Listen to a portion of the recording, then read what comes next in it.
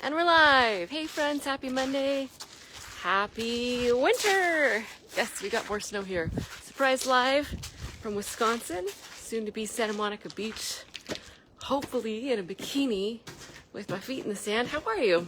Surprise live, quickie, straight out of the sauna with my sister. Had a really nice workout today. She actually it was snowing quite a bit this morning. She went for a nice snowy walk early this morning. It's beautiful. If you saw my video earlier, I'm in my flip-flops and barefoot in the snow. I'm not a fan of the cold. What about you? Cheers. While I'm out here, I'm having a nice little hot tea. Ah, that's good. We had a nice weekend. What about you? And yes, the old maid card. There is a purpose for that title of this live stream. Surprise live. Whenever I feel inspired in the moment, that's when I go for it. So here I am. I hope you're having a beautiful Monday. And we'll see how long me and my phone last out here in the cold. Oh, it's going to be so nice to be on a beach soon. I miss grounding. And even though I can do barefoot walking out here, if you've done barefooting in snow, I don't last very long. It's too cold for me.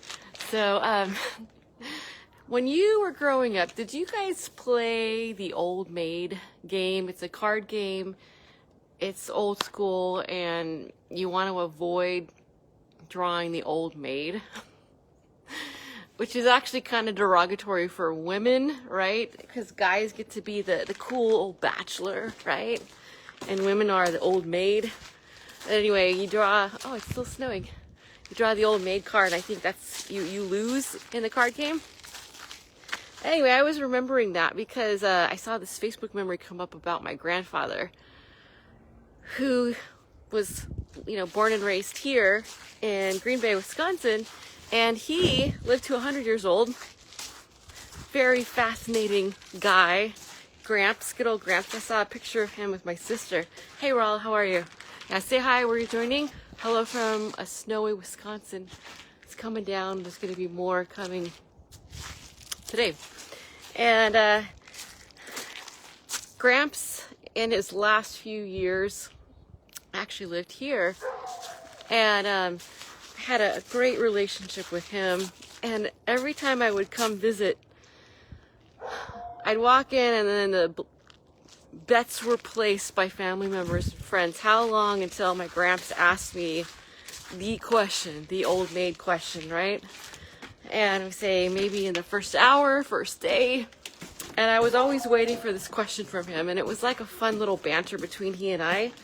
And he'd ask me with this big smile on his face, "Hey, Nora." My neighbor coming up. He'd ask me with this big old smile on his face. He's like, "So, Amie, do you got yourself a beau yet?" Beau meaning boyfriend, relationship. And I would smile and respond to him, "No, Gramps, no boyfriend." And he'd laugh and say, "What are you, picky or something?" And I would laugh and I'd say, "Yes." Thanks, Nora. Merry Christmas. And what are you missing right here? Thank you. Is that cheese? That's a great Christmas present. Thank you. We will. Thanks. Cheeseheads, yes, we love our cheese. Anyway, so he'd ask me, like, did you find yourself a boyfriend yet? I'd be like, "No, Gramps." "What are you, picky?" "Yes, very picky." And he said, and then here comes the last little dig. He'd laugh and say, "What are you going to be, an old maid?" And I'd say, "Yes, Gramps, I'm going to be an old maid." And he'd laugh and then go back to whatever he was doing. So that would be our banter. Every time that I would see him after visiting, I would be counting until he decided to ask me that question. And it made me laugh. A lot of people can't stomach being alone, not having a relationship, even if the relationship is not aligned, even if it's, completely misaligned. A lot of people will go out of their loneliness or attachment or neediness, right? Chasing love in all the wrong places, even if it's clearly not an aligned match, an aligned relationship. Could even be the opposite. It could be completely misaligned, completely derogatory. I know I've been in some of those myself. Oh, I've had a lot of interesting relationships to learn from. And you know, that's a great thing about relationships, because they give us so much opportunity through contrast to learn about life and learn about ourselves. And I think relationships are such a treasure if you can see it through that lens of an opportunity, even through breakups, hardships, divorces, misalignment. In some of the most blatant, shocking fashions, that it's all there to serve us. If you choose to see it that way, because it's all there to serve in our evolution, in our greater re-remembering of who we truly are. And I do talk about relationships a lot, and how so many people will go chasing love in all the wrong places. And one of the videos I love making from the beaches, amazing beaches of Thailand, on the most southern remote island of Koh Lipi, I was talking about how people are like empty bank accounts that have just been robbed of the wild, wild west. And then you come in and you're like, shoot them up, you know, give me my money, where's my money? Well, there's no money, it's gone, it's been robbed, you know, there's nothing. And how a lot of people will go from person to person to person, expecting that person to give them love or show them love. Give me love, I need it, right? And that person is bankrupt. They don't have it to give, right? And so many people will go looking for these empty glasses, like a cup of love, a cup of water, right? 50% with this guy, 50% with this girl, and they think if they put them together, that adds up to 100%. That's not how it works. Or 40-60 or 30-70, right? We are all whole if we re-remember it. I re-remember from here. We are already whole, and fill ourselves up with love individually. And how it works is aligning with someone who's not bankrupt, aligning with someone who has already done the work on themselves and the development and the remembrance, and they are already filled up 100% with love for themselves. So another soul, a relationship, is an enhancement. It's not necessary to be filled, right, by another. And I think, that's when someone gets that you are completely whole and completed on your own, you don't need another soul. That whole Jerry Maguire phrase in that movie just makes me want to cringe. Oh, you complete me? Oh my goodness, no. And I have learned for myself in relationships in the past too, where maybe I wasn't whole myself. I was on that journey, let's say 90%, and I was pouring into a cup, pouring into another that was only 10%. And it gets exhausting after a while. You realize, like, this is misaligned. You can give and give and give, and it's like that person is like a holes in the boat, right? And just like a sieve, it just keeps, you can throw all the love you want into another, but if they don't have that love for themselves first, if they don't have all that love filled up and the holes in the boat solved, right? The wounds, the lack of forgiveness, the trauma, all of those things already solved and healed within themselves. It'll just be constantly flowing all that love into a vessel that can't contain it. I like to speak in analogies and metaphors. So, and I want to give some props to one of my friends, Angie. I was watching one of her videos recently, and I was like, that just nailed it right there on the head. She was talking about, and this is another thing where people they chase love in all the wrong places. They chase lust. They're going after the meat suit, right? Thinking that this is all there is. Our meat suit, our physical vessel.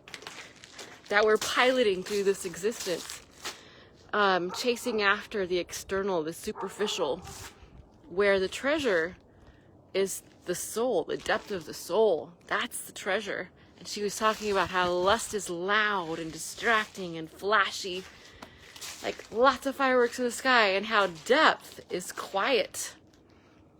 And it's more like the sea of the cosmos, eternally.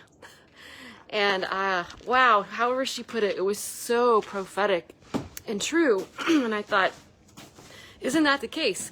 It's not flashy. Depth is not flashy. However, when one truly gets to know oneself, you start realizing there are a few souls that can meet you at your depth, at your level, because souls can only meet you at the depth that they have met themselves first. And so it can be really polarizing if you've done that inner voyage, really worked on yourself, and are okay being alone but not lonely, because you are filled up with your own self-love and knowing who you truly are. It can be polarizing, especially in, I would say, the American dating system. Like when someone's okay with, they're completely happy being single. And if it's an aligned relationship, they can be happy in that relationship as well, but they're not chasing it. And the depth isn't just sexy, it's vital. That superficial lust without depth is meaningless. And I sense more and more souls are waking up to that. And what is fulfilling, like from a cosmic level, from a deep soul level, is how deep you can go on that inner voyage with another to truly know them and to truly know yourself. I find so much more meaning there. And the rest of it is superficial. If I were to compliment a man in this existence, in this incarnation, I'm only attracted to men. It would be a soul in the body of a physically focused human man. Well, the awakened masculine, to be more specific, a highly, highly conscious soul. And if I was to compliment a man on his, how handsome he was, I would say something to the effect of like, hey, you really picked a good meat suit in this lifetime, and you picked a good face for your meat suit. Because like, this is not who we are. Probably a different way to compliment someone on their looks, but when you can see through the physically focused spacesuit, meat suit, skin suit into the depth of another soul, now that's meaningful, that's powerful, that's passion, that's long lasting. And I sense more and more souls are coming to that level. They're finding that it is almost bittersweet taste in their mouth and fleeting to chase the flashy, lusty, external, superficial world. What they deeply desire is the depth. And first one must go that deep within themselves, truly know who they are. And what an exciting journey. It's what we came here for. Hi, Tina. Hi, Raul. Thanks for joining. And then everything else becomes just superfluous. It doesn't feel that same sense of meaning. I'm not even coming up with the right words, but when you get there for yourself, you know. And when you find another soul, whether that's in a, committed relationship or a friendship, oh, it's like nothing else. To be able to take that deep journey with another soul. So kind of interesting train of thought right now today when I was talking about the old MAID card. If you missed it, go back to the beginning. It will make more sense. In the meantime, by the way, cheers. I already have my green smoothie, having a little hot tea. I hope you're having a good Monday. It's cold, so I think I'm going to go inside and warm up and have something warm. But soon, stay tuned. So soon we'll be on the beaches of Southern California. Barefoot, warmer weather, we'll be doing some live streams out there on all kinds of riveting, thought-provoking, soul-deepening topics and themes, which is, of course, you know what I like to speak about here on live streams and videos. So I would love to hear your feedback on this. Go back, watch from the beginning, share this live stream. It'll be up on YouTube today. And yeah, enjoy your Monday. Enjoy your Monday wherever you are in the world. Have a beautiful day, and I will see you on the next video.